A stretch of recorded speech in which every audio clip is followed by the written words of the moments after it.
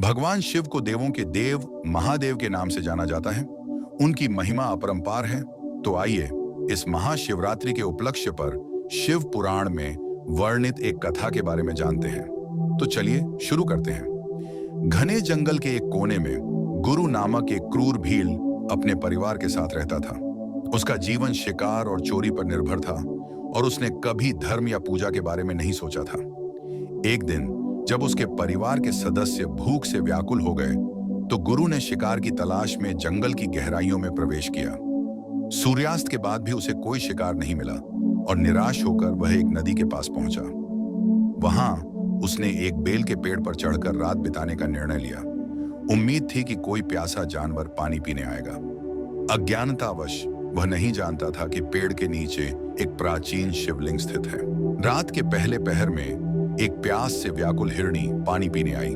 गुरु ने धनुष पर बाण चढ़ाया, लेकिन जैसे ही उसने निशाना साधा, उसके हाथ से कुछ जल और बेलपत्र नीचे शिवलिंग पर गिर गए। इस अनजाने में हुई पूजा से शिवलिंग की प्रथम प्रहर की आराधना संपन्न हो गई। हिरणी ने गुरु से अपने बच्चों को अंतिम बार देखने की विनती की और सच्चे हृदय से शपथ ली कि वह लौट आएगी। गुरु ने उसे जाने दिया। दूसरे पहर में हिरण का एक और समूह पानी पीने आया। गुरु ने फिर से शिकार करने का प्रयास किया, लेकिन वही घटना दोहराई गई। जल और बेलपत्र शिवलिंग पर गिरे और दूसरी प्रहर की पूजा भी संपन्न हो गई। हिरणों ने भी अपने परिवार से मिलने की विनती की और गुरु ने उन्हें भी जाने दिया। तीसरे पहर में एक हष्ट-पुष्ट हिरण आया।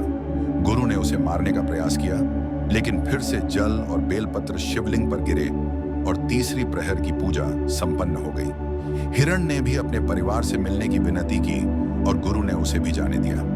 अंतिम पहर में सभी हिरण अपने परिवारों के साथ लौट आए। गुरु का हृदय दहल उठा। उसने धनुष उठाया, लेकिन उसके हाथ अब पहले जैसे मजबूत नहीं थे। वह सोच रहा था कि कैसे ये प्राणी सत्य और वचन के इतने दृढ़ थे, जबकि वह खुद जीवन भर कपट और हिंसा में लिप्त था। तभी एक दिव्य प्रकाश प्रकट हुआ। बेल के वृक्ष के नीचे भगवान शिव स्वयं प्रकट हुए। उनका तेज इतना अद्भुत था कि शिकारी की आंखें चुंधिया गईं। भगवान शिव मुस्कुराए और बोले, हे गुरु, तूने अनजाने में मेरी 4 प्रहर की पूजा की है। तेरे सभी पाप नष्ट हो चुके हैं। आज से तू एक पुण्यात्मा होगा।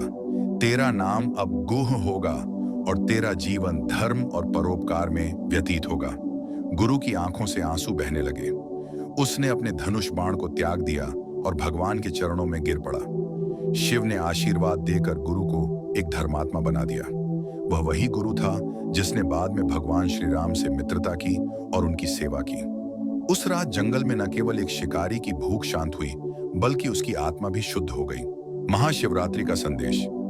इस कहानी से हमें यह संदेश मिलता है कि जिस व्यक्ति का मन साफ होता है तथा जिसके भीतर दया भाव और परोपकार की भावना होती है और जो सच्चे भाव से भगवान शिव की पूजा करता है, उसकी मनोकामनाएं भगवान शिव जरूर पूरी करते हैं। यदि आपको यह कथा पसंद आई हो तो इसे दूसरों तक अवश्य पहुंचाएं और चैनल को लाइक और सब्सक्राइब जरूर करें। ओम नमः शिवाय।